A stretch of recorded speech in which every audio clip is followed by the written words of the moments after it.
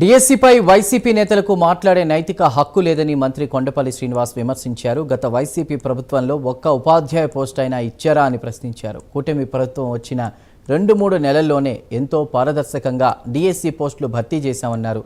విద్యాశాఖ మంత్రి Nara Lokesh DSC notification ఎంతో ప్రతిష్టాత్మకంగా తీసుకున్నారని తెలిపారు.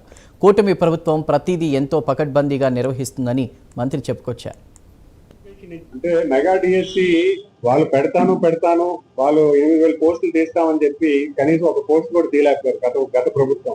ఈ రోజు ఈ ప్రభుత్వం వచ్చిన తర్వాత 2-3 నెలల కాలంలో మా యువ నాయకులు నారా లోకేష్ గారు హెచ్ఆర్డి మినిస్టర్ గా బాధ్యత తీసుకున్న తర్వాత చాలా ప్రతిష్టాత్మకంగా, అలాగే గౌరవ ముఖ్యమంత్రి గారు కూడా మొదటి సంతకం కూడా డిఎస్సి మీద పెట్టడం జరిగింది.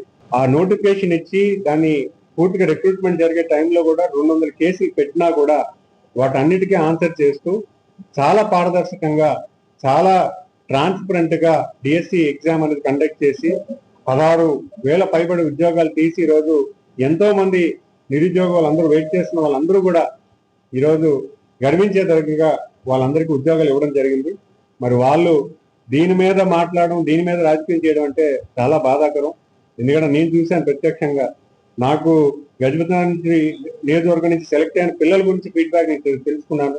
సార్ చాలా బాగా జరిగింది సార్, ఇంత బాగా. ఎందుకంటే ఈరోజు ప్రభుత్వం వచ్చిన తర్వాత ఏ రిక్రూట్మెంట్ అయినా కూడా చాలా పారదర్శకంగా చేస్తున్నాము. ప్రతి అడుగుడికి కూడా ఈరోజు ఉద్యోగాలు కల్పించడానికి అవకాశం